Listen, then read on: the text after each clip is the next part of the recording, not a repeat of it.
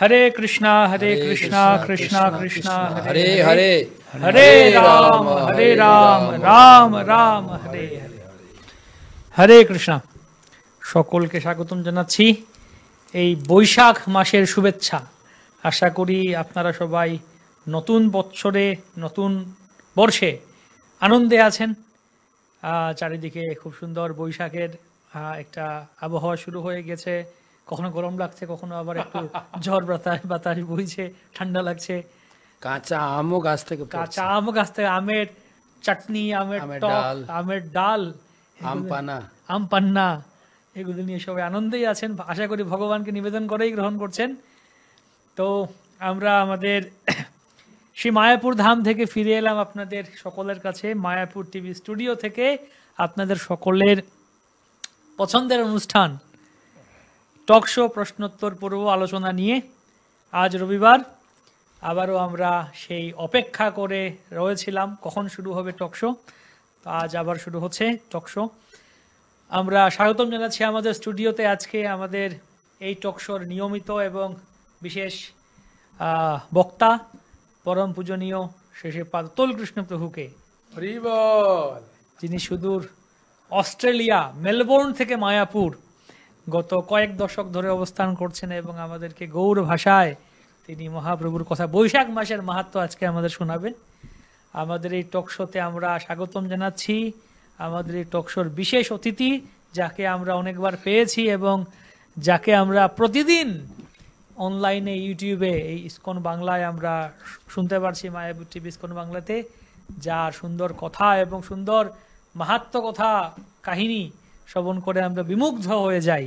পরম পূজনীয় শ্রীপাদ কমলাপতি প্রভু।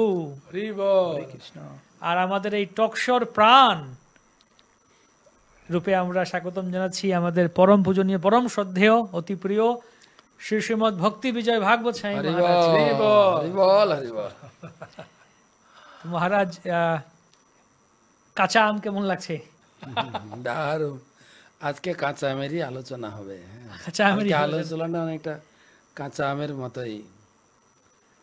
তবে তুলসী কি বলে, বৈশাখ মাসে তুলসী মাহাত্ম্য। আরেকটা আছে তুলসী, আমরা কৃষ্ণ প্রেয়সী জানি।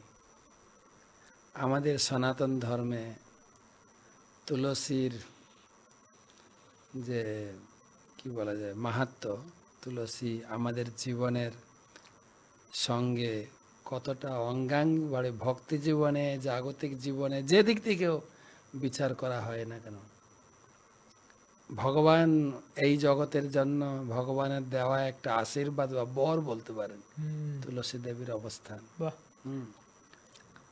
সেখানে বলা হয়েছে, গৃহাঙ্গনে শ্রী তুলসী করিবে স্থাপন, তুলসী বিহনে গৃহ শ্মশানের সম।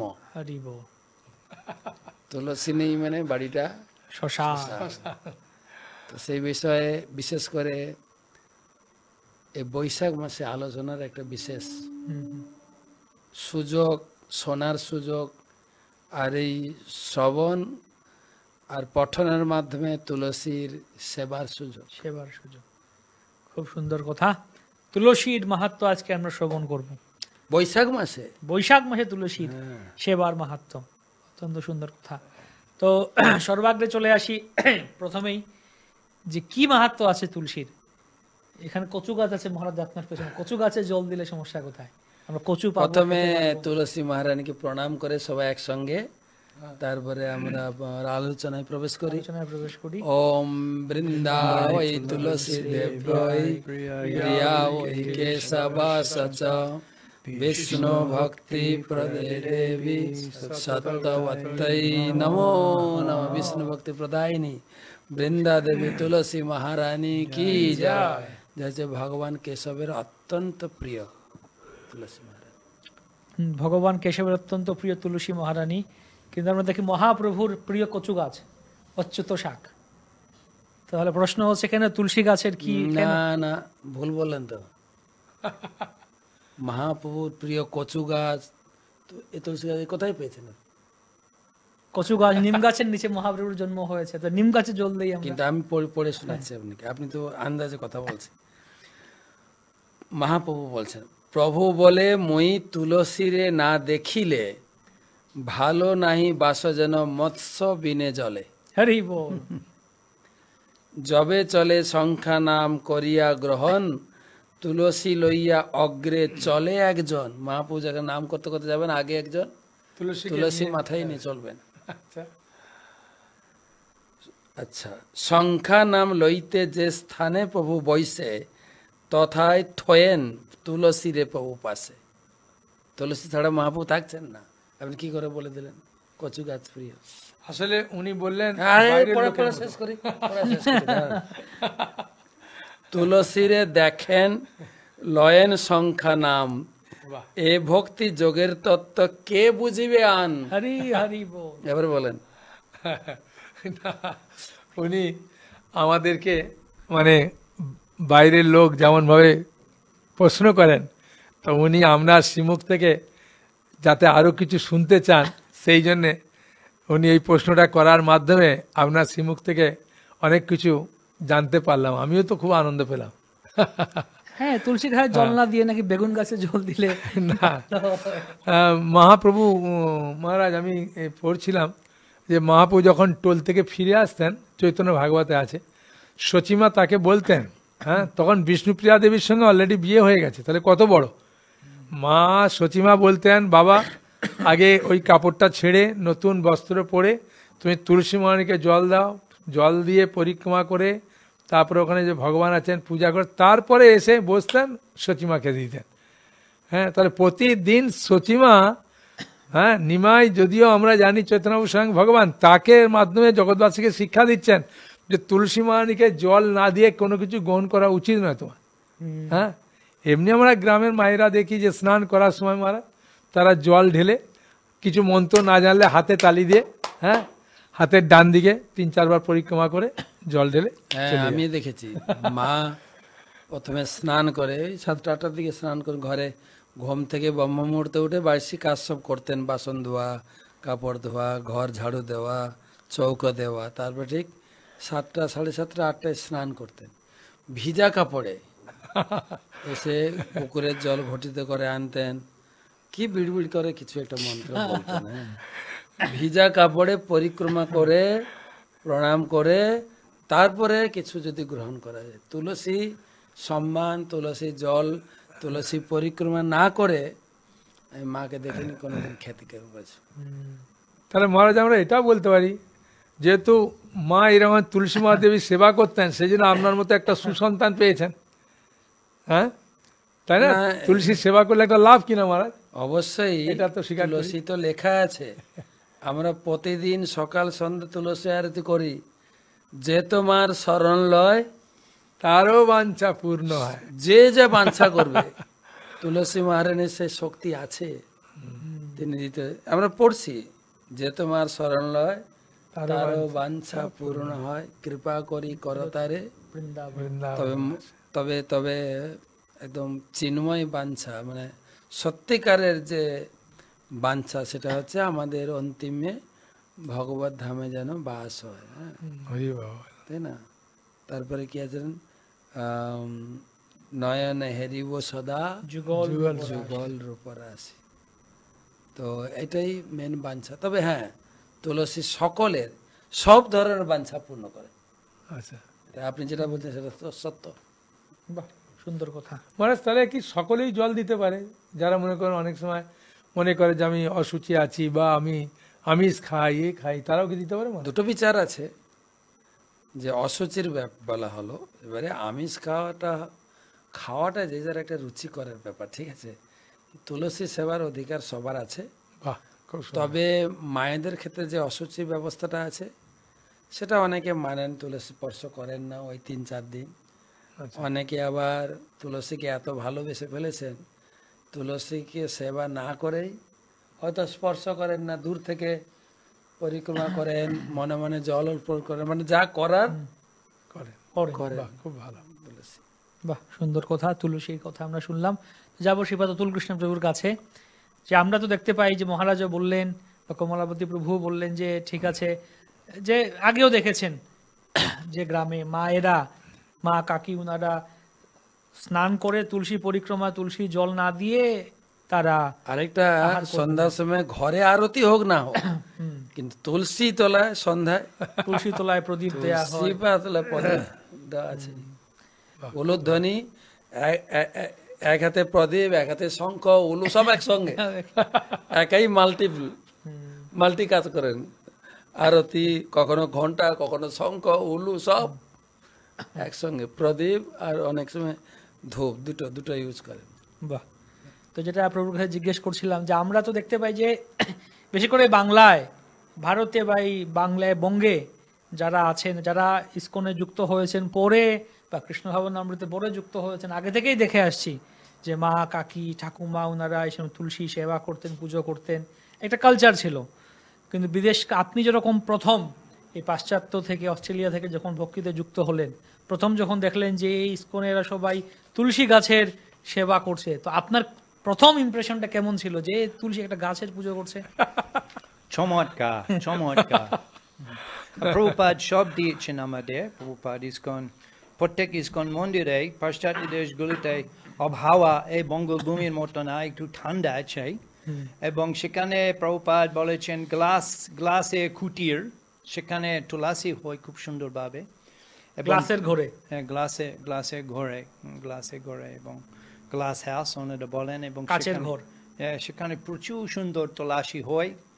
এবং প্রত্যেক মন্দিরে পাশ্চাত্য দেশগুলিতে ও সারা বিশ্বে ইসকন যেখানে মন্দির আছে সেখানে আমাদের সকালবেলায় মঙ্গল আরতি হয়, তারপর সঙ্গে সঙ্গে হচ্ছে তুলসী আরতি। তো প্রথম থেকে পরিচয় হয়েছে তুলসী মহিমা, এবং প্রচার ক্ষেত্রেও নবীন ভক্তরা আমরা আগে কিছুই জানতাম না ভগবত ভক্তি সম্বন্ধে। প্রথম দিন মন্দিরে গিয়ে আমরা তুলসী সেবা শুরু করলাম, পরিক্রমা, তুলসী কীর্তন, তুলসী আরতি, দর্শন। তো প্রভুপাদ উনি এমন ধান করলেন সারা পৃথিবী, সমস্ত মানব সমাজ, এটা অতুলনীয়। এবং বিদেশি ভক্তরাও আমরা তুলসী গাছ গৃহে ও অনুশীলন করি, এবং গৃহেও মাতৃমণ্ডলী ওনারা তুলসী সেবা করেন, ছোট শিশুরা, ছোট মেয়েরা, সব পাশ্চাত্য দেশগুলিতে প্রভুপাদ অত কিছু দান করেছেন আমাদের। তুলসী শুধু পাশ্চাত্য প্রিয় না, তুলসীর নামটা প্রত্যেকে, যার মেয়ে হবে তুলসীর নামে রাখবে, বৃন্দা, তুলসী, বেশিরভাগ আমি নাম শুনি মেয়েদের নাম বৃন্দা। মানে এত নামটাও এত সুন্দর, বৃন্দা। তো প্রভু যেটা বললেন, আমি আমেরিকা যাইনি, বাকি দেশগুলোতে দেখি, ইউরোপ গেলাম, ইউরোপ, সুইজারল্যান্ড একবার গিয়েছিলাম, অনেক আগে একবার গেছি মাত্র। তো বিল্ডিং এর ভিতরে একটা পুরো বিল্ডিং, তো নিচে হচ্ছে রান্না, তারপরে মন্দির, তারপরে 2টো ফ্লোর হল ঘরে তুলসী। তো শীত প্রধান দেশ, গাছ এসব টেকে না, সেজন্য ওরা যেরকম কোল্ড স্টোরেজে আলু রাখে না, ঠান্ডার একটা মেজারমেন্ট দিয়ে, এই তুলসী গাছকে বাঁচিয়ে রাখার জন্য একটা মেজারমেন্ট, হিট অত্যধিক ঠান্ডা না। অনেক পুরানো গাছ, এত বড় কাণ্ড তুলসী গাছে, কত পুরানো গাছ তারা যত্ন করে সেবা করছে। পদ্ম পুরানো বর্ণনা আছে, নারদ মুনিকে কেন্দ্র করে বৃন্দা দেবী বিদেশে চলে গেছে, এবং নারদ মুনি তিনি ভক্তি দেবীকে বললেন, আমি তোমার কাছে প্রতিজ্ঞা করছি, কলিযুগে জনে জনে গেহে গিয়ে আমি প্রত্যেকের বাড়িতে, প্রত্যেকের হৃদয়ে ভক্তিকে প্রতিষ্ঠা করব বৃন্দা দেবীর মাধ্যমে। তো দেখলে অনুভব হয় তাদের যে বৃন্দা দেবীর প্রতি শ্রদ্ধা, সেবাভাব তুলসী সত্যিকারে আছেন। আমাদের তো আনাচে কানাচে যেখানে সেখানে তুলসী গাছ এমনি হয়, ততটা আমরা সমাদর করি। তবে ভক্তি জীবনে যারা এসছেন তারা সুন্দর করে টবে করে, সুন্দর করে পরিচর্যা করছেন।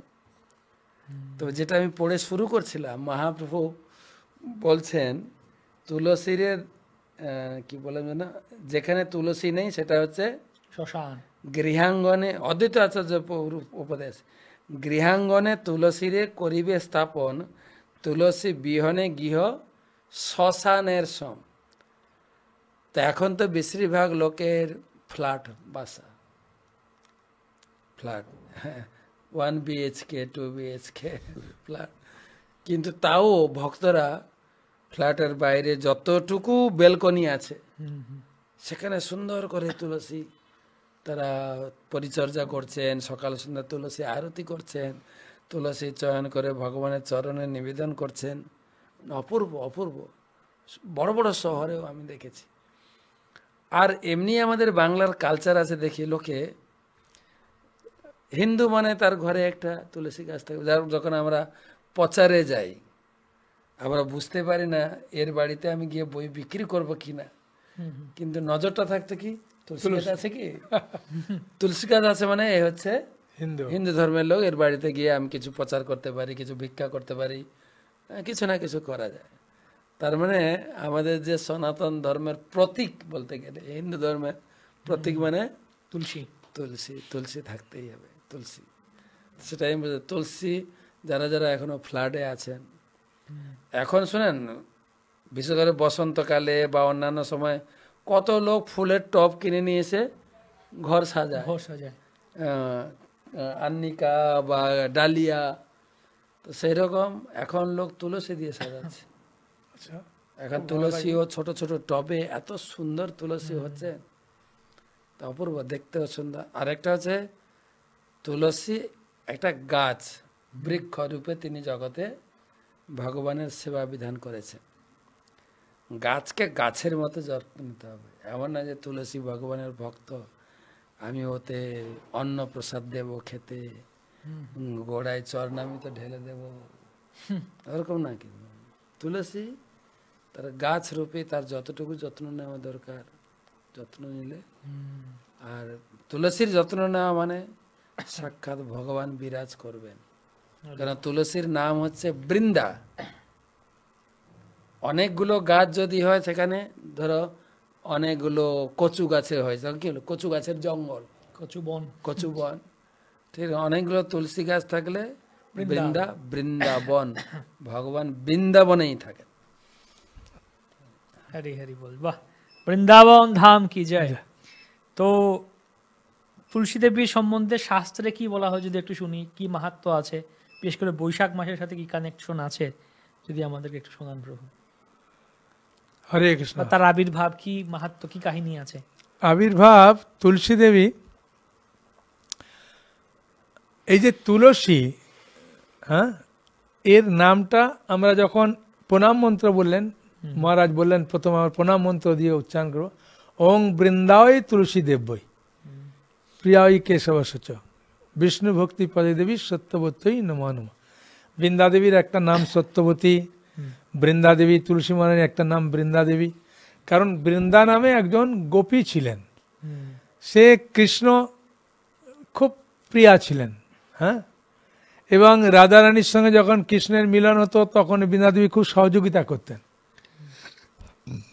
সেই জন্যে ওং বৃন্দায় তুলসী দেব্যই প্রিয়া ওই কেশবসচ, প্রিয়া, খুব প্রিয়া কেশবের। কারণ না, যেহেতু রাধারানী কৃষ্ণের মিলনে তাকে সাহায্য করতেন। একদিন ঘটনাক্রমে হলো কি, বৃন্দাদেবীর খুব ইচ্ছা হলো আমি কৃষ্ণের সঙ্গে মিলন হব, তাই চিন্তা করতে করতে তিনি অচেতন হয়ে গেছেন। আর রাধারানী বুঝতে পেরেছেন যে বৃন্দে এত সুন্দর করে সেজেছে প্রভুকে কাছে পাওয়ার জন্যে, হ্যাঁ, তাই অভিশাপ দিলেন যে তুমি মর্তে জন্মগ্রহণ করো। তাই বৃন্দাদেবী রাধারানী অভিশাপে মর্তে জন্মগ্রহণ করে দুঃখ পাচ্ছে, কান্না করছে, আর রাধারানী অভিশাপ দিয়ে চলে গেছেন। আর ওই সময় প্রভু কৃষ্ণ আসছেন, এসে বলছে বৃন্দা চিন্তা করো না, তুমি মরতে গেলেও, হ্যাঁ, তুমি আবার আমাকেই তুমি পাবে, তুমি আমাকে ইচ্ছা করেছো না আমার সঙ্গে মিলো না, তুমি আমাকে প্রতিরূপে পাবে, কোনো চিন্তা নেই, হ্যাঁ। তবে তুমি যেহেতু মর্তে অভিশাপ দিয়েছে, তা মর্তে যাও। আর আমার এক ভক্ত শ্রীদাম, হ্যাঁ, সেও তোমাকে, রাধারানীর ভাই, সেও একটু ইচ্ছা করেছিল, কিন্তু রাধারানীর অভিশাপে সে অসুর হবে, হ্যাঁ, শঙ্খচূড়, তাই তুমি যাবে, হ্যাঁ, সেখানে জন্মগ্রহণ করে তুমি তপস্যা করতে যাবে, সেই সময় শঙ্খচূড়ের সঙ্গে তোমার দেখা হয়ে বিবাহ হবে। আর শঙ্খচূড়কে কেউ মারতে পারবে না, যতক্ষণ না তুমি অসুচি হবে, মানে অসতী হবে, তোমাকে অন্য কেউ এগোবে। তখন তুলসী বলেন ঠিক আছে প্রভু যখন বলছেন, আমি পাবো তো আপনাকে? বলছে হ্যাঁ পাবে, কোনো অসুবিধা নেই, যাও।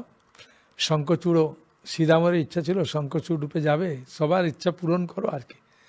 তো বলার পরে তুলসী এই মর্তে এসেছেন, তার রূপের এত মহিমা দেখে, হ্যাঁ বুঝেছেন, তার বাবা এবং মা এবং অন্যান্য পাড়াপড়শিরা সবাই নাম দিয়ে দিত, তুলনাও নেই রূপের, তাই নাম দিয়ে দিল তুলসী।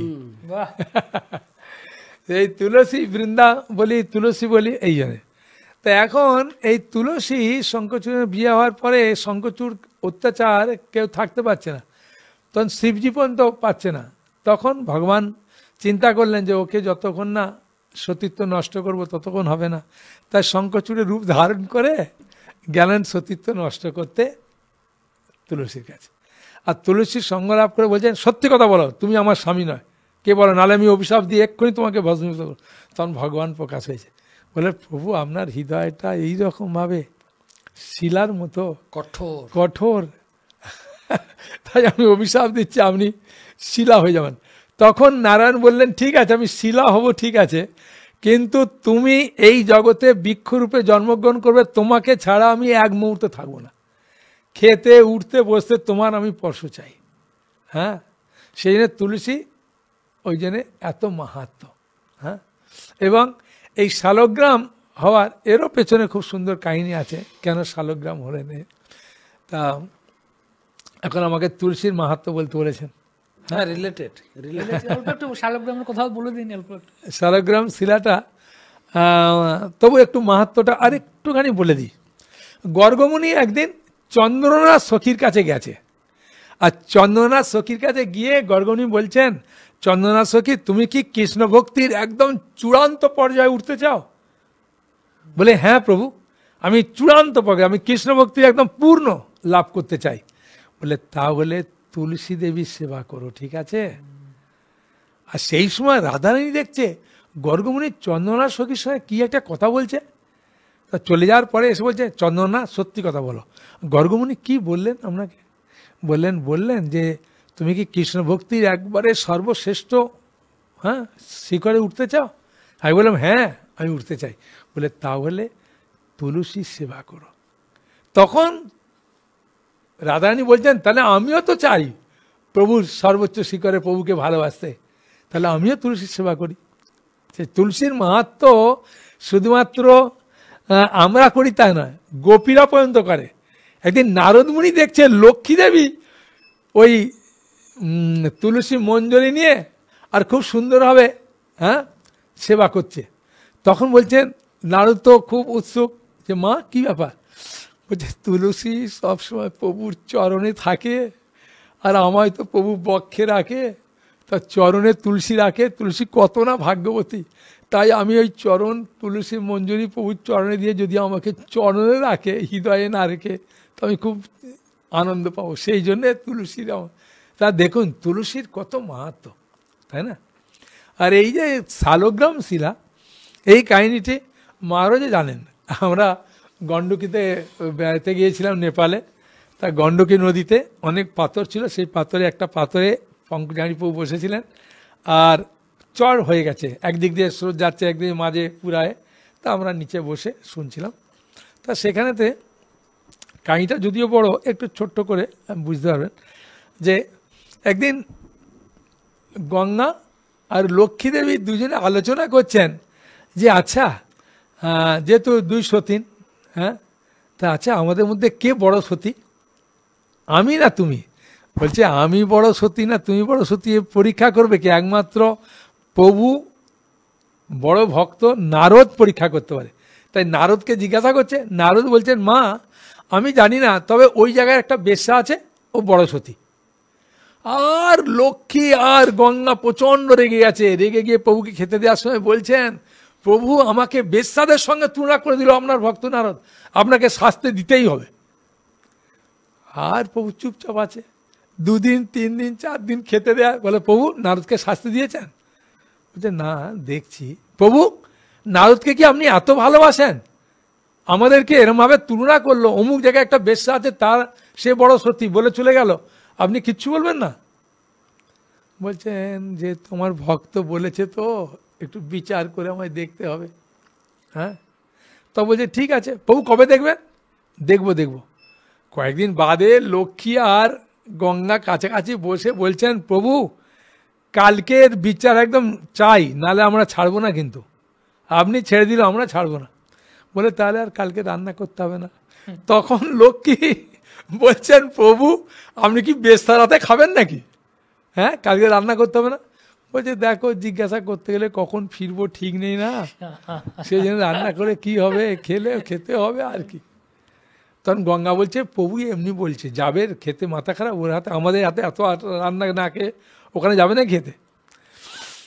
তা গেছে, যাওয়ার পরে হ্যাঁ গণ্ডকী নামে বেশ্যা, তখন ওর সেবিকা বলছেন মা একজন কাস্টমার এসেছে। হ্যাঁ, আর প্রভু খুব সুন্দর রূপ ধরে, ব্রাহ্মণ রূপ ধরে গেছে, দেখে বলছেন ঠিক আছে দরজা বন্ধ করে দাও। তা বলছে আজকের দিনের জন্যে আপনি আমার স্বামী। বলে স্বামী হলে তো আমাকে খেতে দিতে হবে। বলে হ্যাঁ, আপনি বিছানা খুব সুন্দর প্রস্তুত আছে, আপনি বিশ্রাম নেন, আমি রান্না করছি। রান্না করে খেতে দিয়েছে।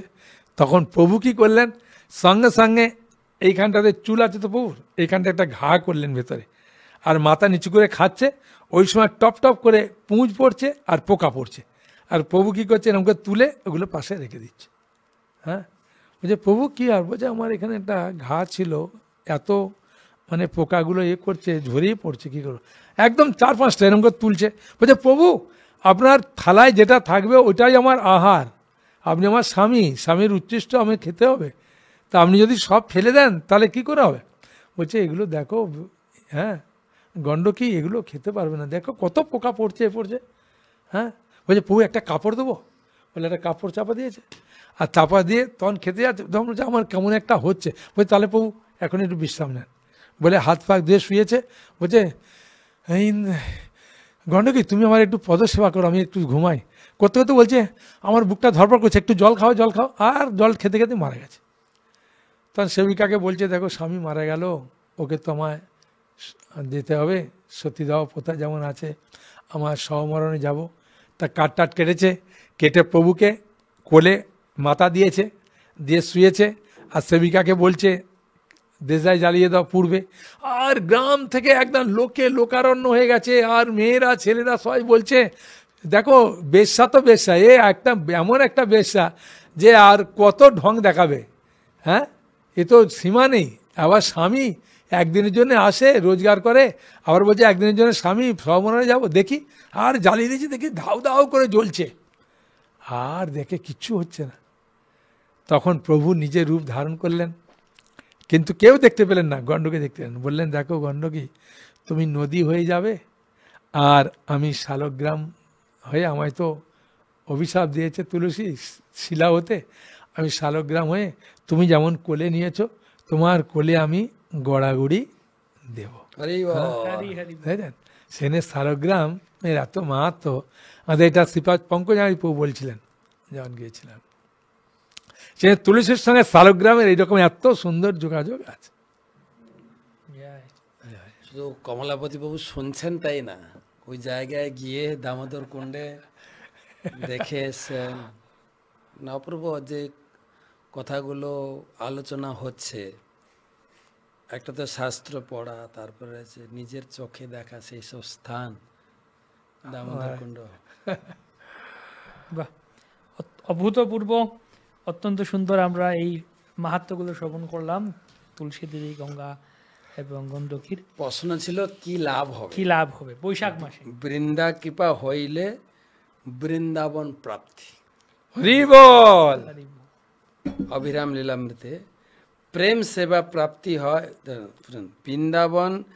বৃন্দা কৃপা হইলে বৃন্দাবন প্রাপ্তি, প্রেম সেবা প্রাপ্তি হয় বৃন্দাবনের স্থিতি। আচ্ছা, সেজন্য যে তোমার শরণ লয় তারও বাচ্চা পূর্ণ হয়, কৃপা করি করতারে বৃন্দাবনবাস। আচ্ছা, আর একটা শ্লোকে বলা আছে যাহাকে দেখিলে সর্ব পাপ শান্ত হয়। গঙ্গা জল স্পর্শ করলে পাপ শান্ত হয়। বৃন্দা দেবীকে দূর থেকে দেখলেই আপনার শরীরে সব পাপ নষ্ট হয়ে যাবে। বাহ। স্পর্শ করিলে বপু পবিত্র হয়, স্পর্শ করলে শরীর শরীর পবিত্র পবিত্র। হয়ে যায়। বন্দনা করলে সব রোগ নাশ হয়, বাহ, জল সেচন কালে পায় মহাত্রাস থেকে দূর হয়, রোপণ করিলে কৃষ্ণে করানো আসক্তি, হরি বল। কৃষ্ণের প্রতি আসক্তি বাড়িয়ে দেবেন তুলসী রোপণ করলে। চরণে অর্পণ করিলে দেন প্রেম ভক্তি, হরি বল। চরণে, যার জন্য অদ্বৈত আচার্য বাবু তিনি গৌরাঙ্গ কৃষ্ণকে জগতে নিয়ে আসবেন, তিনি দেখছেন জগতে প্রচুর পরিমাণে ধর্মচর্চা তো নেই বললেই হয়, আর যতটুকু ধর্মচর্চা হচ্ছে সে হচ্ছে কর্মকাণ্ডী, চণ্ডী পূজা, দুর্গা পূজা, কালী পূজা, বলি। তখন চিন্তা করলেন এই জগতের এই অবস্থা ঠিক করতে গেলে ভগবান তোমাকে নিজে আসতেই হবে। এখন ভগবানকে কি করে জগতে আনা যায়? তিনি তো অদ্বৈত আচার্য বিভিন্ন শাস্ত্র বিচার করে দেখলেন একটা শ্লোক তিনি চয়ন করেছেন, তুলসী দল মাত্রেণ জলস্ব চুলুকেন, চুলুকেন মানে এক অঞ্জলি জল আর একটা তুলসী পাতা দিয়ে কেউ যদি শালগ্রাম পূজা করে তার ডাকে ভগবান আসবেন। হরি হরি। বিক্রিণীতে সব মহাত্মনম ভক্তব্য ভক্ত বৎসল, ভক্ত যদি গঙ্গাজল আর তুলসী পাতা দিয়ে বিগ্রহ অর্চন করে, ঠাকুর পূজা করে, তার ঋণ ভগবান শোধ করতে পারেন না। বাহ, খুব সুন্দর। তো এই হচ্ছে আপনি জিজ্ঞেস করেন তুলসী সেবা করলে কি লাভ, তার একটু দিগদর্শনের ছিটে ফোঁটা দিলাম আপনাকে। হ্যাঁ, এমন যে তুলসী তাকে নমস্কার, দন্তে দৃঢ় ধরি মই করো বারবার। সেই জন্য তুলসীকে দেখে আমি বার প্রণাম করছি।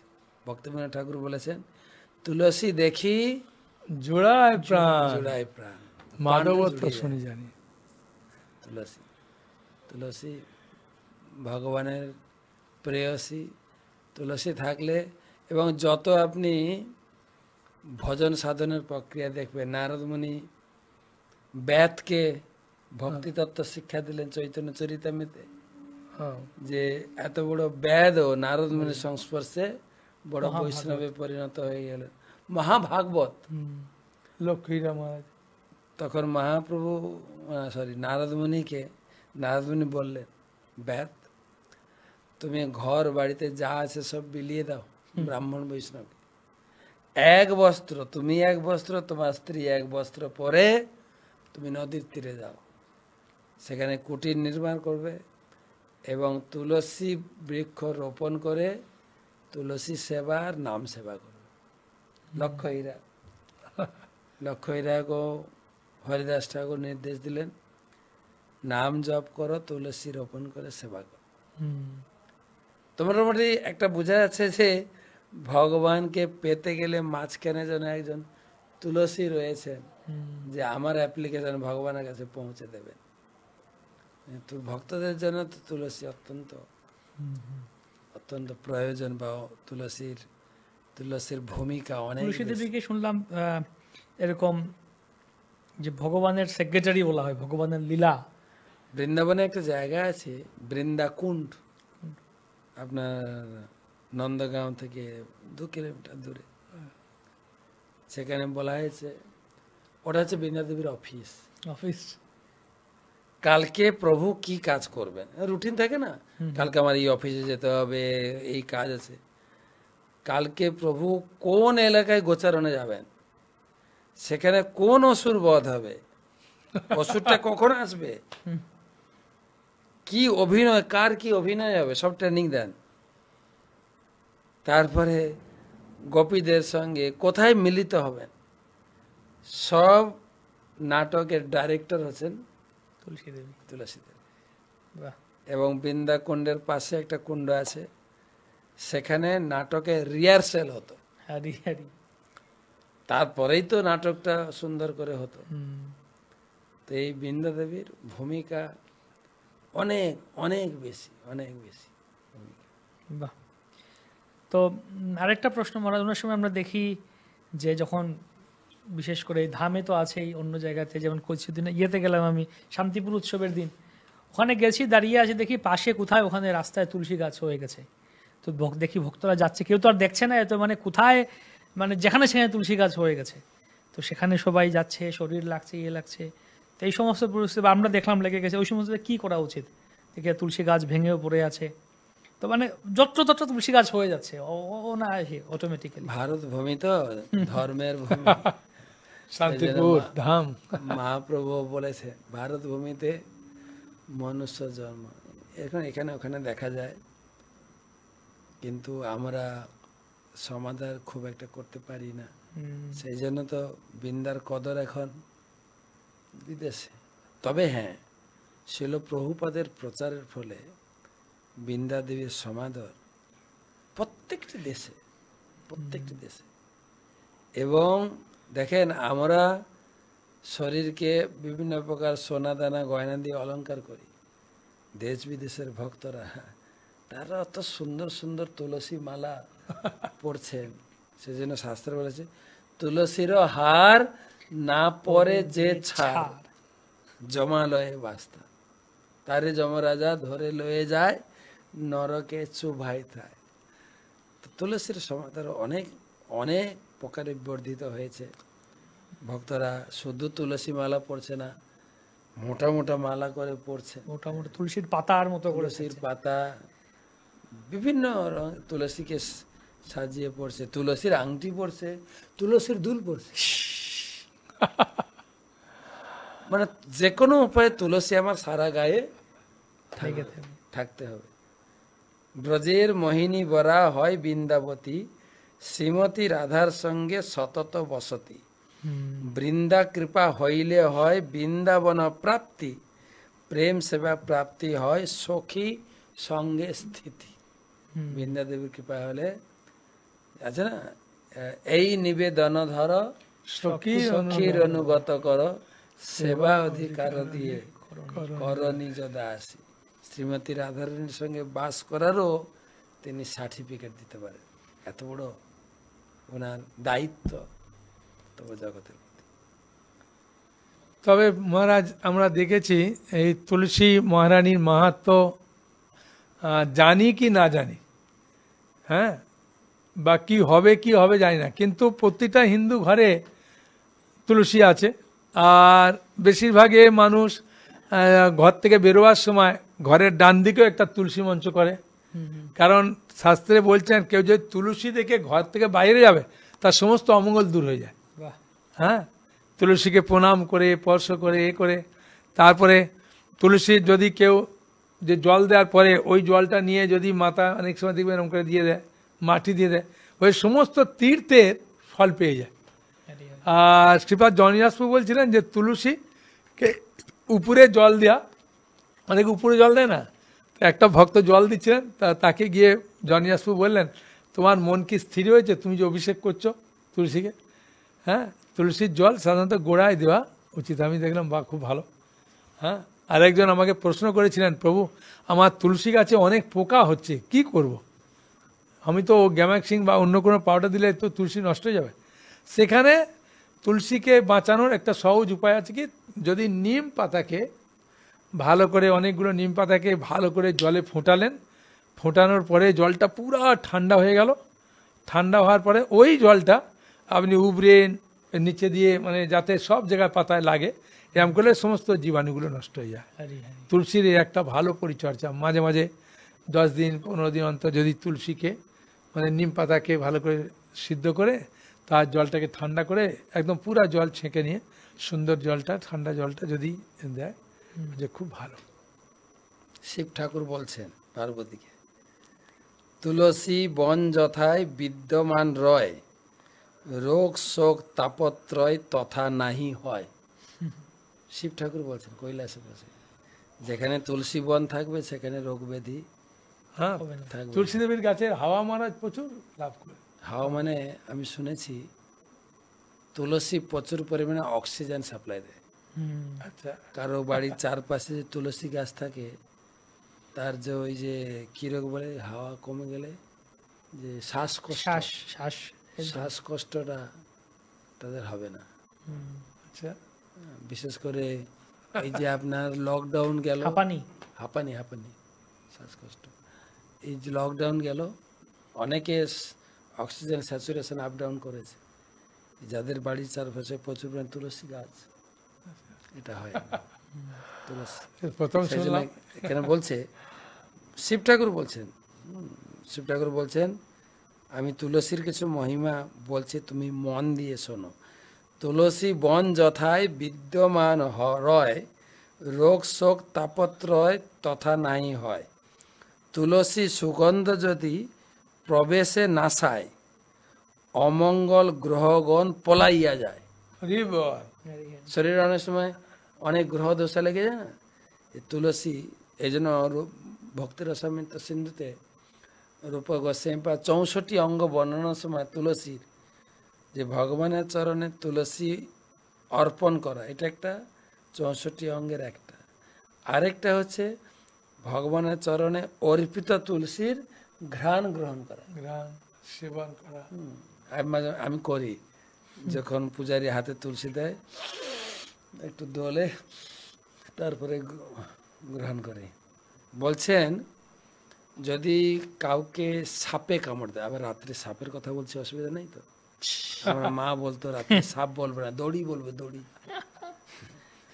কাউকে যদি সাপে কামড় দেয়, সে অচেতন হয়ে যায়, তখন ওঝা এসে জঙ্গল থেকে এক প্রকার স্পেশাল শিকড় নিয়ে এসে তার নাকে শোঁকাবে আর মন্ত্র পড়বে, তাহলে তার চেতনা ফিরে আসবে, সাপের বিষটা ধীরে ধীরে নষ্ট হয়ে যাবে। ঠিক সেই রকম কে যদি প্রতিদিন ভগবানের চরণে অর্পিত তুলসীর ঘ্রাণ গ্রহণ করে, তার জীবনের বিষয়ের বিষ কেটে যাবে। হরি বল, হরি বল। হরি হরি হরি। তুলসীর অনেক অবদান। সেই জন্য বলছেন তুলসী সুগন্ধ যদি প্রবেশে না যায়, অমঙ্গল গ্রহগণ পলাইয়া যায়। যতদূর গন্ধ জয় শুনো তার গুণ, সর্বত্র প্রবৃত হয় জানে সুধীজন। তুলসী চরণে প্রাণ রাখে যেই জন, বিষ্ণুদূত নিতে তারে করে আগমন। যদি তুলসীতে আপনার ভক্তি থাকে, আপনাকে নিতে আসবে, বিষ্ণুদূত নিয়ে যাবে, আপনার গ্যারেন্টি। আরেকবার পড়ছি লাইনটা, হ্যাঁ। তুলসী চরণে প্রাণ রাখে যেই জন, বিষ্ণুদূত নিতে তারে করে আগমন। হরি বল। বিষ্ণুদূত আসবেন। বৈকুণ্ঠেতে নিত্যবাস করে সে সুজন, একথা শাস্ত্রেতে শুনি জানে ত্রিভুবন।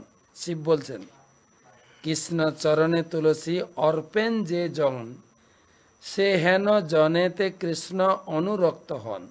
কৃষ্ণ অনুরক্ত। আপনি যদি তুলসী পত্র দিয়ে ভগবানের চরণে অর্পণ করে পূজা করেন, কৃষ্ণ আপনার পিছনে পিছনে থাকবেন, কৃষ্ণ অনুরক্ত হয়। এই লাগে নিত্য ভক্তি তুলসীরে করি, কহিলাম গুণ কিছু শুনিলে কি সুন্দরী। হরি হরি। জয় জয়। তুলসী দেবীর কি জয়। অপূর্ব কথা আমরা শ্রবণ করছি। একটা প্রশ্ন মহারাজ, যে আমরা তুলসী দেবীর প্রণাম মন্ত্র দিয়ে শুরু করলেন, প্রভু বললেন, তো বৃন্দায় তুলসী দেব্যায় প্রিয়ায় কেশব বিষ্ণু ভক্তির প্রতিদেবী, তো ভক্তদের মধ্যে এটা নিয়ে একটা ব্যাপার, তো আমরা তো কৃষ্ণ ভক্তি চাই, তাহলে বিষ্ণু ভক্তি বলছেন, তাহলে কি আমরা বিষ্ণু ভক্তির প্রতিদেবী না বলে কৃষ্ণ ভক্তি বলবো?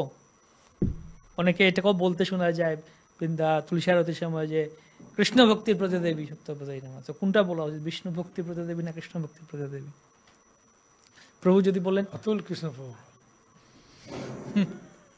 বিষ্ণু ভক্তি, বিষ্ণু ভক্তি মন্ত্র, কারণ সব বিষ্ণু বিগ্রহ, সব বিষ্ণু রূপে আমরা তুলসী প্রিয়। তুলসী পত্রম, কৃষ্ণ বলছেন গীতা, পত্রম পুষ্পম তলম তোয়ম ইয়মি ভক্ত প্রয়াচিত, স্নামি প্রায়টা মানে ভগবান গ্রহণ করেন। এবং সব বিষ্ণু তত্ত্বকে আমরা, সব বিষ্ণু তত্ত্ব আমরা তার কমল চরণে তুলসী পত্র আমরা অর্পণ করি। এবং তুলসী এমনি হয় এই বঙ্গলভূমিতে, আমরা শুনেছি হরিদাস ঠাকুর নির্জন বনে কুটির করি তুলসী সেবন, রাত্রে দিন 3 লক্ষ নাম সংকীর্তন। হরি হরি। সব জায়গাটা সরল সহজ, তুলসী অনুশীলন করা, তুলসী বাগানে খুব সুবিধা। বিশেষ সুবিধা। সব বিষ্ণু রূপে আমরা আহ্বান করতে পারি। শ্রীমৎ তুলাসা রসনম তম আরপিতে অম্বরীশ মহারাজ তুলসী পাতা উনি গ্রহণ করলেন। তুলসী, যেটা আপনার প্রশ্ন, বিষ্ণু কৃষ্ণ, বিষ্ণু কৃষ্ণের ভিতরে ভেদ নেই। কৃষ্ণই জগতে বিষ্ণু রূপে আমাদের সেবা গ্রহণ করার জন্য, আমাদের সেই ভাব নেই যে সরাসরি রাধা কৃষ্ণের উপাসনা করি। তিনি বিষ্ণু রূপে আমাদের কাছে পূজা স্বীকার করেন। তো একই ব্যক্তি, আমাদের পরম পূজ্য শ্রীশ্রীমৎ ভক্তি পুরুষোত্তম মহারাজ বলেন, দেখবে তিনি একটা সাধারণ উদাহরণ দিয়ে বুঝাচ্ছিলেন যে উকিল মানে জাজ, বিচারক, যখন তিনি বিচারকের আসনে বসেন তখন সবাই তাকে কত রেসপেক্ট, স্যার স্যার স্যার, আর উনি অর্ডার করবেন এই বিচারের তুমি হচ্ছে পুরস্কৃত, তুমি হচ্ছে তোমার শাস্তি জেল, কারাগার, ফাঁসি, ফাঁসি, তার একদম আইন। কিন্তু সেই জাজ যখন বাড়িতে যান, সেই বিচারক, তার নাতি হয়তো কাঁধে উঠে বসছে, নাতি একটা ঘুষি মেরে দিল, একই বিচারক। তার স্ত্রী বলবেন তোমার কথা মানি না, হ্যাঁ মানি না, বিরক্ত করো না তো, হাঁটো এখান থেকে। সে বিচারকের উপরেই স্ত্রী আবার শাসন করছে।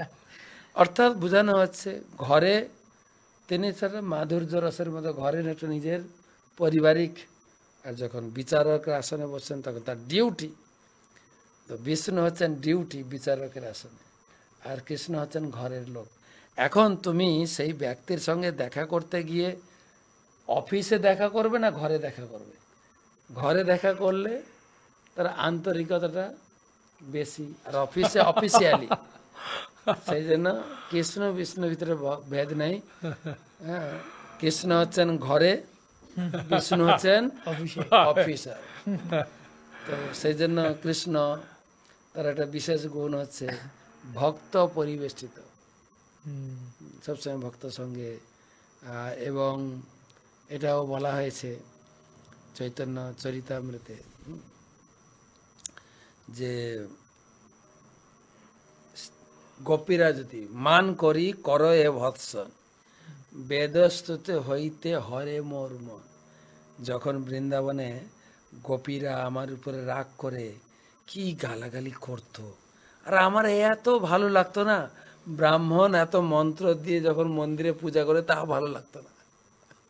এই হচ্ছে কৃষ্ণ বিষ্ণু। তবে সেই জন্য একটা অনুরোধ সবাইকে, যে কৃষ্ণ বলবো না বিষ্ণু বলবো, যেরকম শ্লোক আছে আপনার এডিট করার অধিকার নাই। যা লেখা আছে ওটাই বলবেন। প্রভু যেটা বললেন, বিষ্ণু ভক্তি হতে দেবী। আমি এত উন্নত হয়ে জানি বিষ্ণু ভক্তি লেখাটা ভুল আছে মনে, আমি বিষ্ণু বলবো না, কৃষ্ণ, আমি কৃষ্ণ না। ব্যাসদেব সাক্ষাৎ কৃষ্ণ। মহাপ্রভু সিদ্ধান্ত করে বিজ্ঞ বাক্যে নাই চতুষ্টয় দোষ। আমাদের ভিতরে দোষ ত্রুটি আছে, আমার লেখার ভুল হতে পারে, আমি এডিট করতে পারি, বা আমার কেউ এডিট করে দিতে পারে, কিন্তু বেদ বাক্য ব্যাসদেব স্বয়ং যেটা লিখেছেন এটা এডিট করার আপনার অধিকার নেই, বা এটা ভুল প্রচার করার অধিকারও আপনার। তবে এটা ঠিক কেউ কিছু বলতে চায় বলুক, কিন্তু কৃষ্ণ বিষ্ণুর ভেতরে মানে শাস্ত্রের শ্লোক যেটা যেরকম আছে এজ ইট ইজ বলা উচিত। সেটাই মন করা হবে কাল কেউ বলবে ঠিক আছে কৃষ্ণ ভক্তি, কেউ বলবেন তার গৌর ভক্তির প্রতি আমার ইচ্ছা গৌর বা নৃসিংহ ভক্তি, যার যেরকম ইচ্ছে শুরু হবে, যেটা লেখা আছে সেটাই সেটাই। আমাদের গুরুবর্গ বলেন শাস্ত্রতে কিছু যোগ দেবে না, কিছু বিয়োগ করবে না, যেটাই আছে ওটাই।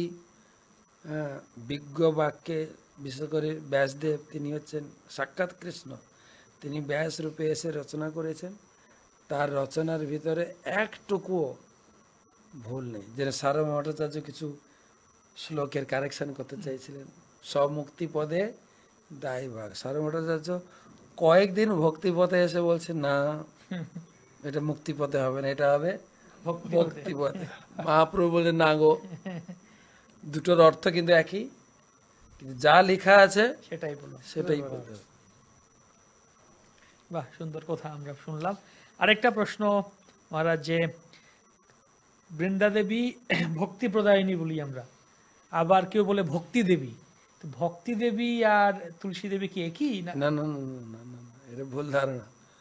ভক্তি দেবী আলাদা, ভক্তি প্রদায়িনী বলা যেতে পারে, বা বৃন্দা দেবীর জয়, ভক্তি দেবীর জয়, কিন্তু দুজন ব্যক্তি আলাদা। আলাদা। বৃন্দা দেবী ভক্তি দেবী না, দুজন ব্যক্তিত্ব আলাদা, সেবাও আলাদা, ভাবও আলাদা, সব আলাদা। কিন্তু এবারে আপনি বলতে গিয়ে এ কমলাপতি প্রভু জয়, মহারাজ জয়, অতুল কৃষ্ণ, এ বলা যায়, জয় ধ্বনি দেওয়া যায়, বৃন্দা দেবী কি জয়, ভক্তি দেবী কি জয়, কিন্তু ব্যক্তিত্ব আলাদা, একই ব্যক্তি না। বৃন্দা দেবী ভক্তি দেবী না, ভক্তি দেবীর খুব সুন্দর একটা সিদ্ধান্ত ক্লিয়ার হলো। অনেকে এরকম বলে বৃন্দা দেবী ভক্তি দেবী বলা হয়, কিন্তু ভক্তি প্রদায়িনী, ভক্তি প্রদান করেন, হ্যাঁ সেটা সেটা বলা যাবে।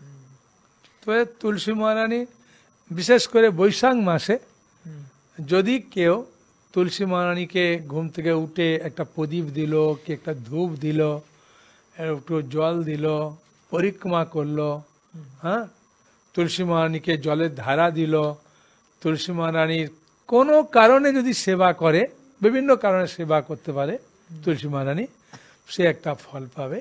হ্যাঁ, আর তার মধ্যে অনেকে প্রশ্ন করেন যে প্রভু আপনাদের মন্দিরে দেখি ভোরবেলা তুলসী আরতি হয় আর সন্ধ্যা আরতির আগে তুলসী আরতি হয়, এটার মাহাত্ম্যটা কি? একটা আগে একটা পরে কেন? একটা পরে কেন?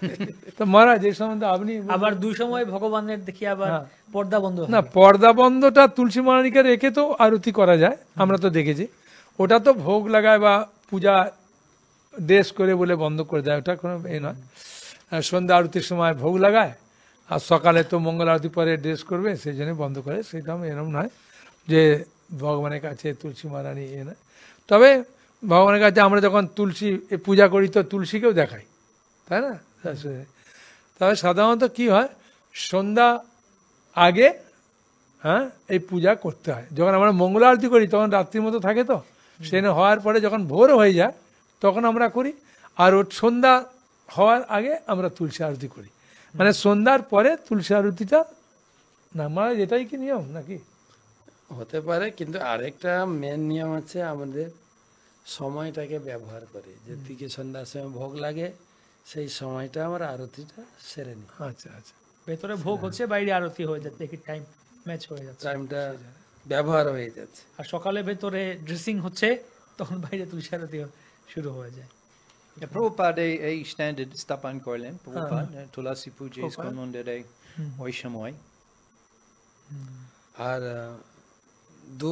দুবার তো হয়, তবে গৃহস্থের ক্ষেত্রে দুবারও করতে পারেন, তবে সন্ধ্যা বাতি তো তুলসীকে দেওয়াই যায়, তো সেই জন্য সকালে সন্ধ্যায় বা সকালে আরতি করেন, যেটা আপনার সম্ভব। দুবারও করতে পারেন আর একবারও করতে পারেন। মহারাজ আমার একটা প্রশ্ন, যেটা লোকেরা করে, আপনার শ্রীমুখ থেকে শুনলে যারা শ্রবণ করছে খুব আনন্দ পাবে। মহারাজ, তুলসী এই পাতা যে আমরা সেবন করো মহারাজ, ও তো দাঁতে কি স্পর্শ করতে পারে? একদম চিবিয়ে খাবো না, চিবিয়ে খাবো। আর একটা কথা মহারাজ, যে ওই তুলসী পাতা কি রোজ তুলতে পারে নাকি? এই সম্বন্ধে যদি আপনি একটু কিছু বলবেন তাহলে সবাই উপকার হবে। বাইরের লোকেরা এগুলো খুব প্রশ্ন করে যে তুলসী পাতা খালি আমাদের বইয়ে লেখা আছে মহারাজ, আমি দেখছিলাম দ্বাদশীর দিনে নিষিদ্ধ। আর তুলসী মহারানীর যে পাতাটা সেবন করেন, এটা জয়নিয়াস প্রভু কি করে, ওই মঞ্জুরি কাছে অল্প একটু টেনে আস্তে এরকম করে একটু বাইরে করে গালে দিয়ে আস্তে আস্তে দাঁতে করে না, মানে আস্তে আস্তে করতে করতে করতে করতে হ্যাঁ। তো আমাকে যে প্রশ্ন করছে, প্রভু এত বড় তুলসী পাতা, হ্যাঁ, সাধারণত ভাদ্র মাসের দিকে বর্ষাকালে বড় তুলসী পাতা, তো ওই তুলসী পাতা আমি কি গুলে খেতে খেতে তো গলা আটকে যাবো, কি করব? তখন আমি বললাম ঠিক আছে, সুযোগ পেলে আপনাকে জানাবো। তা আজকে আমার সুযোগ, মহারাজের শ্রীমুখ থেকে, অতুল কৃষ্ণপ্রভু আছেন, ওনাদের শ্রীমুখ থেকে এই প্রশ্নের উত্তর আপনারা জানতে পারবেন। আপনারা ধৈর্য সহকারে শুনুন, খুব সুন্দর হবে। আমাদের কাছে দুজন বক্তা আছে, শ্লোকটার মানে বুঝতে পারেন কিনা? বাংলা শ্লোক। আচ্ছা, চৈতন্য চৈতন্যতে অন্তলীলা, যেখানে হরিদাস ঠাকুর লক্ষ্য হীরাকে উপদেশ দিচ্ছে, তুলসী সেবন করে চর্বণ উপবাস, ইন্দ্রিয় দমন হইল প্রেমের প্রকাশ। চর্বণ মানে কি? চিবিয়ে। মানে চিবিয়ে মহারাজ। লেখা আছে। তাহলে আমরা উত্তর পেলেন। অনুবাদে লিখেছেন হ্যাঁ। তুলসী দেবী সেবার ফলে, চর্বণের ফলে, উপবাসের ফলে লক্ষ্মীরাত সমস্ত ইন্দ্রিয়ের চঞ্চলতা দূর হয়েছে। চর্বণ চিবিয়ে। তাহলে উত্তর পেয়ে গেলেন একদম। আগেও একটা টক শো করেছিলাম এই বিষয়ে, তুলসী বিষয়ে। সনাতন গোয়াল টুও বলছিলেন, কোন একটা রেফারেন্স দিয়েছিলেন যে না, যে চিবিয়েই খেতে হবে। আবার আমি শুনছিলাম শ্রীমদ ভক্তি বিশ্বম্বর মাধব মহারাজ, যিনি নেই আমাদের মধ্যে, উনি তুলসী দেবীর উপরে গ্রন্থ লিখেছিলেন। তো উনি একবার একটা বলছিলেন যে এরকম লেগেছিল শ্লোক আছে, যদি চিবিয়ে না খায় তাহলে নাকি অপরাধ, চিবিয়ে না খেলে অপরাধ। সে যাও, আপনারা উত্তর পেলেন। তাহলে দাঁত স্পর্শ করলে অসুবিধা নেই। আর মহারাজ একটা প্রশ্ন, সব দিন তুলতে পারবে না কি, এটা সম্বন্ধে যদি একটু বলেন। আপনারা আলোচনা করুন, শ্লোকটা বের করে আমি একদম প্রমাণ দিয়ে। মহারাজ শ্লোক দিয়ে প্রমাণ দিয়ে আপনাদেরকে দেবে, পেয়েছি, কোনো পেয়েছি, চিন্তা নেই। পেয়েছি, মহারাজ পেয়ে গেছেন, বাহ, খুব সুন্দর। আপনারা ধৈর্য সহকারে শুনুন। বৈবর্ত পুরাণ, ব্রহ্ম বৈবর্ত পুরাণ, প্রকৃতি খণ্ড, পূর্ণিমায়াম আয়াঞ্চ দ্বাদশ্যাম রবি সংক্রমে তৈলভঙ্গে চ স্নানে চ মধ্যাহ্নে নিশি সন্ধ্যায় অশুচ শুচিকালে রাত্রি বাস নিতে নরা তুলসী যে চ বিচ্ছিন্ন সে ছিন্দন্তি হরেছে। পূর্ণিমা, অমাবস্যা, দ্বাদশী, রবিবার, সংক্রান্তি, স্নানের পূর্বে তৈল মেখে, মধ্যাহ্নকালে, রাত্রিকালে, উভয় সন্ধ্যায়, অশৌচকালে, অশুচি অবস্থায় রাত্রি বাসযুক্ত হয়ে তুলসী চয়ন করেন। যিনি তুলসী চয়ন করেন তিনি শ্রীহরির মস্তক ছেদন করেন। হরি কৃষ্ণ। আচ্ছা, তারপরে দিয়েছেন। তবে স্মৃতিশাস্ত্রে সংক্রান্তি, রবিবার, দ্বাদশী, পূর্ণিমা, অমাবস্যা তুলসী চয়ন নিষিদ্ধ থাকলেও কৃষ্ণ ভক্তগণ কেবল দ্বাদশী তিথিতে তুলসী চয়ন করবেন না। হরি বল। কেবল দ্বাদশী। দ্বাদশীর দিনে আপনার তুলসী চয়ন করবেন না। সেটাও আমরা অনেক সময় দ্বাদশীর দিনেই উপবাস করি, সেটাও একটু দেখতে হবে যে দ্বাদশী তিথিতে উপবাস হয়ে যাচ্ছে, ওই দিনও করা যাবে না। আমরা যেদিন পালন করে ওইটাই বাস, অত আচ্ছা। খুঁটিনাটি না করে যেদিন আমরা পালন করি সেটাই সেদিন আমরা তুলসী চয়ন করবো না। করব না, একটাই নিয়ম। আর আরেকটা প্রশ্ন আছে যে আমরা কি রবিবার জল দিতে পারবো? এটা আবার অনেকে প্রশ্ন করে। জল আপনি প্রতিদিন দেবেন, জল দেওয়ার বিধান। শীতের দিনেও কি জল দেওয়া যাবে না গরম জল দিতে হবে? আমি আগে বলেছি, শীতের দিন বা গরমের দিন বা বর্ষার দিন একটা গাছ, তুলসী একটা গাছ, যেরকম মন্দিরে যখন জল দান করে এক একদিন মন্দিরে এত ভিড়, লোক জল দিয়ে দিতে তুলসী গাছের গোড়ায় জল জমে যায়, গাছটা মারা যাবে।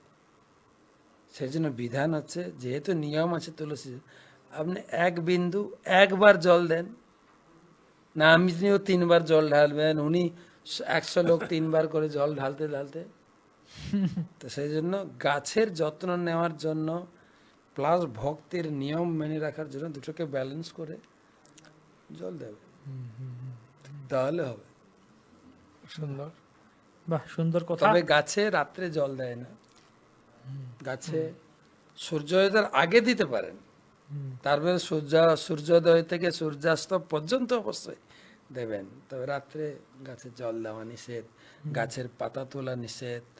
তুলসী গাছ কখন ঘরের ভিতরে কখন রাখতে হয়, বা রাত থেকে বাইরে রাখা উচিত নাকি? ঘরে রাখার প্রয়োজন নেই তো, শুধু আরতির সময়। আপনি আরতির সময় বা আমাদের বড় বড় মন্দিরে যেখানে বাইরের লোক দর্শন করতে আসে সেখানে রাখা যায়। বাকি গৃহের জন্য আরতির সময় রাখেন, বাকি বেশি এই যে গরমের দিন বেশি রোদ যেন না লাগে ছায়াতে রাখবেন, গাছের ছায়াতে রাখেন।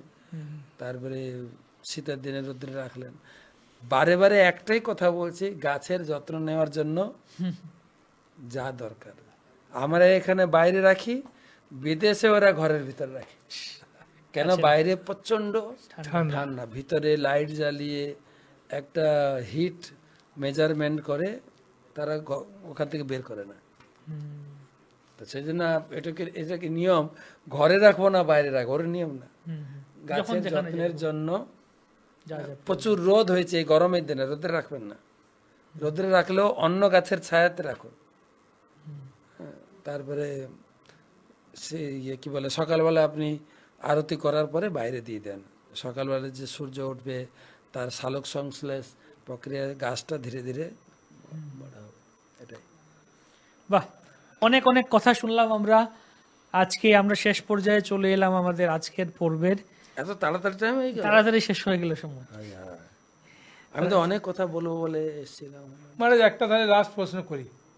মহারাজ অনেকে মনে করে যে ও সারা বছর হরিনাম করলো না, কে মরার সময় মহারাজ দেখি অনেকে তুলসী কাঠ দেয় বুকে, তা এইটা মহারাজ অনেকে প্রশ্ন করেন, একটু যদি মাহাত্ম বলবেন। বললাম যে তুলসীকে স্পর্শ করলে সমস্ত রোগ ব্যাধি মুক্ত। তাই সনাতন ধর্মের একটা কালচার আছে, যেভাবেই হোক, সে মৃতদেহ হোক জীবিত হোক, তুলসীর সংস্পর্শে আসা দরকার।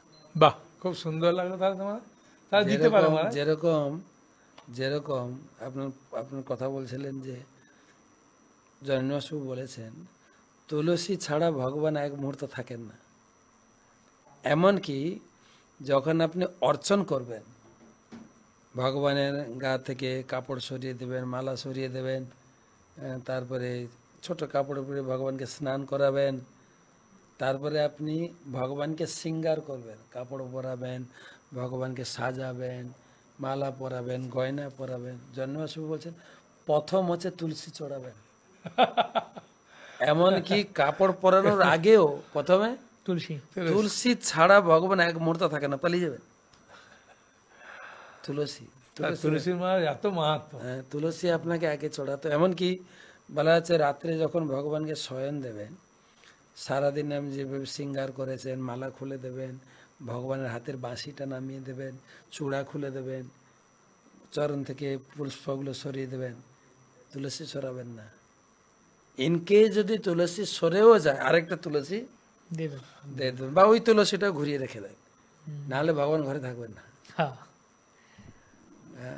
তারপরে আরেকটা দেখেন, আরেকটা লীলা, বৃন্দা দেবী এখন বৃন্দাবনে আপনারা জানেন মোগলের আক্রমণে, মোগল সাম্রাজ্যের আক্রমণে বৃন্দাবনে সব বিগ্রহ চলে গেছেন। কোথায় জয়পুরে আছেন, কোথায় কানপুরে আছেন। আমার এবারে গিয়ে কানপুরে বিগ্রহ দেখলাম, কেশবদেব হরিদেব কানপুরে আছে, কানপুর থেকে 80 কিলোমিটার দূরে।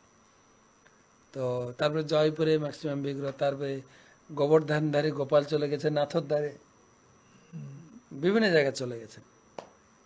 এবং সেই মোগলদের আক্রমণের যখন সূচনা হচ্ছিল, পূজারীরা সব বিগ্রহ নিয়ে জয়পুরের দিকে যাওয়ার পথে প্রথমে রাধাকুণ্ডে থাকলেন, রাধাকুণ্ড থেকে কামবনে গেলেন, সব বিগ্রহ। কামবন থেকে যখন সব বিগ্রহ নিয়ে যাচ্ছিলেন, বৃন্দাদেবী গেলেন না। বাহ, বৃন্দাদেবী এত ভারী হয়ে গেলেন, অবাক হয়ে গেলেন। গোবিন্দদেব, মদন মোহন, গোপীনাথ সব চলছেন, সব গরু গাড়িতে লোড হয়ে গেছে, বৃন্দাদেবী উঠলেন না, বৃন্দাবন ছেড়ে যাননি। তা আমাদের সকলকে বৃন্দাবনে বাস দেওয়ার জন্য তিনি বৃন্দাবনে আছেন। হরি বল। হরি হরি। এখন যদি আপনি বৃন্দাবন দর্শনে যান, 12 বনের একটা অন্যতম পঞ্চম বন কামবন, কামবনে আপনি বৃন্দাদেবীর দর্শন পাবেন। হরি হরি হরি হরি। অবশ্যই যাবেন, সেখানে বৃন্দাদেবীর সেবা হচ্ছেন, তার রূপের বর্ণনা। হ্যাঁ, কি বলে আমাদের বিশ্বনাথ চক্রবর্তী ঠাকুর, গাঙ্গে ও চাম্পি ও তড়িৎ বিনিন্দি রচি প্রবাহ সমিতাত্ম বিন্দে বন্ধুক রন্ধ দুতি দিব্য বাস বিন্দে নমস্তে চরণার বিন্দে। অষ্টকম লিখেছে, হরি হরি হরি। ওখানে সুন্দর পাঠ হয় অষ্টকম। আমি অনেকবার গেছি, বসে থেকে তৃপ্তি লাগে। মায়াপুরে কোথায় আছে কামবন? মায়াপুরের কাম্যবন দেখতে হবে, কাম্যবনটা কোন অঞ্চলে। একটা বন মনে আছে, ভান্ডির বনটা মনে আছে। কোথায়? মামগাছি ভান্ডারটিকুরি স্টেশন আছে, স্টেশনের নামও ভান্ডারটিকুরি, ওইটা মনে আছে। বাকি তালবনও আছে, তালবন আছে, এটা মারামারি মারামারি মারামারি মাঠ। তো আমরা শেষ করতে চাইছি না, কিন্তু শেষ করতে হবে, সময়ের স্বল্পতা। তো আশা করি আপনারা সবাই অত্যন্ত আনন্দ সহকারে শ্রবণ করলেন। তো এই আলোচনাগুলি পাঠিয়ে দিন সবার কাছে, শেয়ার, এগুলো থাকবে ইউটিউবে, ফেসবুকে থাকবে, আপনারা শেয়ার করবেন, নোট করুন, আপনারা এগুলো আবার শুনুন, নোট করুন, নোট রাখুন রাখুন বৃন্দাদেবীকে। আরেকটা কথা আমার মনে পড়ে, আপনি দেখবেন যত হাঁপানি কাশির রোগ, যত সিরাপ আছে, তুলসী দিয়ে। তুলসী থাকবে। জাগতিক বিষয়েও তুলসীর কত মহিমা। এখন আপনি আবার প্রশ্ন করেন না ওই কপ সিরাপ কি খেতে পারি, সেটা আলাদা ব্যাপার। কিন্তু তুলসীকে কতভাবে লোকে ব্যবহার করছে, ঔষধ হিসাবে ব্যবহার করছে, ভক্তি প্রদায়িনী হিসাবে ব্যবহার করা আছে, ভগবানের সঙ্গে আমাকে জুড়ে দেবেন সেই হিসাবে ব্যবহার করা আছে। তুলসীর যে কোনো উপায়ে আপনার যদি নিজস্ব বাড়ি থাকে, আশেপাশে তুলসী লাগান, প্রচুর পরিমাণে তুলসী টবে লাগান বা জায়গা বিচার করে তুলসী করুন। আর যদি আপনার ফ্ল্যাটে থাকেন, একটা দুটা টবে আপনি তুলসী রাখুন। অনেক দিক দিয়ে আপনার উপকারিতা আপনি পাবেন। একে তো ভক্তি প্রদায়িনী, তাছাড়াও আমার ঘরে অক্সিজেন সাপ্লাই দেওয়া, রোগ ব্যাধি থেকে মুক্ত হওয়ার জন্য স্পর্শ করুন, প্রতিদিন একটু করে স্পর্শ স্পর্শ করুন, করুন। মাটি স্পর্শ করুন। এতে যে কতটা উপকার তা হিসাব নিকাশ বা গণনা করে। আর একটা সুন্দর কাহিনী যেটা ভাগবতে দেখি আমরা, চার কুমারের কথা, যারা নির্বিশেষবাদী থেকে মহান ভক্ত হয়ে গেছেন এই ভগবানের চরণে অর্পিত তুলসীর ঘ্রাণ গ্রহণ করে। এবং এই বৈশাখ মাসে যদি কেউ একটা তুলসী ভগবান কৃষ্ণের চরণে দেয়, বলছে কোটি কোটি জন্মের পাপ নষ্ট হয়ে হরি যায়। হরি বল। হ্যাঁ, মানে চরণে দেওয়ার মাহাত্ম্য প্রচুর এই বৈশাখ মাসে। হ্যাঁ, তাই আজকে মহারাজের শ্রীমুখ থেকে, অতুল কৃষ্ণপ্রভুর শ্রীমুখ থেকে তুলসী মহারানীর প্রচুর মাহাত্ম্য শুনে আমি তো খুব আনন্দ পেয়েছি। আপনারা কি আনন্দ পাচ্ছেন জানি না, আমি খুব আনন্দ পেয়েছি যে তুলসী মহারানী, আর মহারাজ বই দেখে দেখে আমাদেরকে বলেছেন, হ্যাঁ, শাস্ত্র প্রমাণ দিয়ে। সেই জন্যে আমি খুব আনন্দ পেয়েছি, আশা করি আপনারাও খুব আনন্দ পাচ্ছেন। আর আমাদের প্রভু বললেন সবাইকে ক্লাস শেয়ার করে দেন, যাতে তারাও আনন্দ পায়, তুলসী মহারানীর সেবা করে, তুলসী মহারানীর বাড়িতে রাখে, জলদান করে, ভগবানের চরণে একটা করে তুলসী দেয়, তুলসীর গুণগান করে, তুলসীর সেবা করেন। হরে কৃষ্ণ। আরো অনেক কিছু বলতে ইচ্ছা করছে, আরো অনেক কিছু শেষ আজকে চলুক মনে হয়। তুলসী কি বলে, ভগবান 4 জায়গায় ফিক্স থাকেন, শাস্ত্র প্রমাণিত 4 জায়গায়। তার প্রথম হচ্ছে তুলসী। তুলসী, গঙ্গা, ভাগবত, ভক্তজনে, চতুর্দা বিগ্রহ কৃষ্ণ, এই 4ই সনে। তুলসী যেখানে থাকবেন ভগবান থাকবেন। যে আপনি বলেন না শালগ্রাম তুলসী ছাড়া থাকবো না, তার মানে তুলসীও ভগবান ছাড়া থাকেন না, ভগবানও তুলসী ছাড়া থাকেন না। তুলসী যেখানে ভগবান আছে, আর গঙ্গাতে ভগবান, ভাগবত সাক্ষাৎ ভগবান, আর ভক্তরা যেখানে, ভগবান ভক্তের হৃদয়ে বিরাজ করছে। এবং এই যে শ্লোকটা বললেন, মানে পরের শ্লোকটায় মনে বলা আছে, এরকম মনে আসছে না আমার, যে যেমন ভগবানের বিগ্রহকে যখন প্রাণ প্রতিষ্ঠা করা হয়, মন্ত্রতন্ত্র বলে প্রাণ প্রতিষ্ঠা করা হবে, তখন সেটা বিগ্রহ। কিন্তু এই 4 হচ্ছে জন্ম থেকেই প্রতিষ্ঠিত, জন্ম থেকেই বিগ্রহ ভগবান। ভগবান তুলসীকে এত ভালোবাসে, গোবর্ধন যখন সবাইকে বলছেন আনোয়ার আনোয়ার আনোয়ার আনোয়ার আনোয়ার, তখন কেউ মানে সব বাড়িতে শেষ হয়ে গেছে, তখন একজন বিদ্যা ব্রজবাসী বললেন একটা তুলসী আর একটু যমুনার জল দিয়ে দাও, আর চাইবে না। আর ওটা দেওয়ার পরে আর চাইনি। হ্যাঁ, কৃষ্ণকে যখন বিক্রি করে দিলেন সত্যভামা নারদের কাছে, নারদ তখন নিয়ে চলে যাচ্ছেন, তখন মহিষীরা বললেন আমাদের প্রভুকে এখন কোনো কারণে বিক্রি করে দিয়েছে, কি করা যাবে, প্রভুকে তো আমাদের কাছে ফিরিয়ে আনতে চাই, বলে এর গায়ের ওজন দাও। তখন সমস্ত মহিষীরা যত মানে অলংকার আছে দিচ্ছে, কিন্তু কৃষ্ণের সমান হচ্ছে না। তারপরে উদ্ধব এসে বললেন, মহারাজ উদ্ধবই মনে হয় না, একটা তুলসী বললেন দাঁড়ি পাল্লায় দিয়ে দাও, আর দিতেই একদম সোনা সব গেছে উল্টে, আর তুলসী নিচে নেমে গেছে। তখন বুঝতে পারলেন যে হ্যাঁ, প্রভু তুলসীকে কত ভালোবাসেন। হ্যাঁ, তো মোটামুটি আমার হোয়াটসঅ্যাপ নাম্বারে যোগাযোগ করবেন যদি আরও তুলসী সম্বন্ধে কিছু জানার থাকে। আমি বই দেখে দেখে আপনাদেরকে শেখাবো। ছোট্ট একটা বই, তুলসী মহিমামৃত। আপনারা আজকে যা যা শুনলেন, এটা ভালো করে রেকর্ডিংটা আছে, আবার প্রথম থেকে শুনুন পুরো সপ্তাহ, নোট করুন, যা শুনবেন নোট করবেন, নোটটা ছবি তুলে মহারাজকে পাঠান হোয়াটসঅ্যাপে, মহারাজ আমি মনোযোগ দিয়ে শুনেছি, কি এটা শুনেছি? কি শুনেছি এই যে আমি শুনলাম 1 2 3 4 বুলেট আর যদি কোনো প্রশ্ন থাকেন মহারাজ প্রশ্ন করবেন, বুলেট পয়েন্ট করে এই যে 1 নম্বর পয়েন্ট যে কমলাপতি এটা বলেছেন, মহারাজ এটা বলেছেন, নোট করে একদম সুন্দর করে একটা পাতায় বা ডায়েরিতে লিখুন, প্রত্যেকটা টকশোর ডায়েরি বানান একটা, প্রত্যেকটা টকশোতে নোট বানাবেন, পাঠাবেন মহারাজকে। তো অত্যন্ত তখন মহারাজ আরো আনন্দিত হবেন, আপনাদেরকে আরো আরো অনেক অনেক সুন্দর কথা শোনাবেন। তো যাই হোক, আজকে আমরা মহারাজ তাহলে তবে এটাও চমক দিয়ে রাখি, সামনের আলোচনা কিন্তু সামনের রবিবারে কিন্তু হট আলোচনা হারি বহল বলে দেবো বিষয়টা। বলে দিন মহারাজ, তাহলে সবার আগ্রহ থাকবে। অক্ষয় তৃতীয়া হরিব কেমন করবেন, কিভাবে করবেন, কেন করবেন, কি অক্ষয় ফল, অক্ষয় অমর।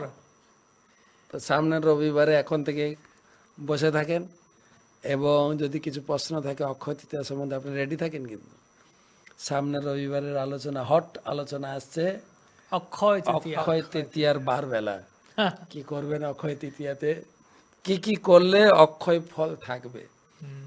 তবে আমার হোয়াটসঅ্যাপে যারা যুক্ত আছেন হোয়াটসঅ্যাপে লিখবেন, আমার হোয়াটসঅ্যাপ নাম্বারটাও বলে রাখি একবার, +91 9434 760402 যোগাযোগ রাখবেন।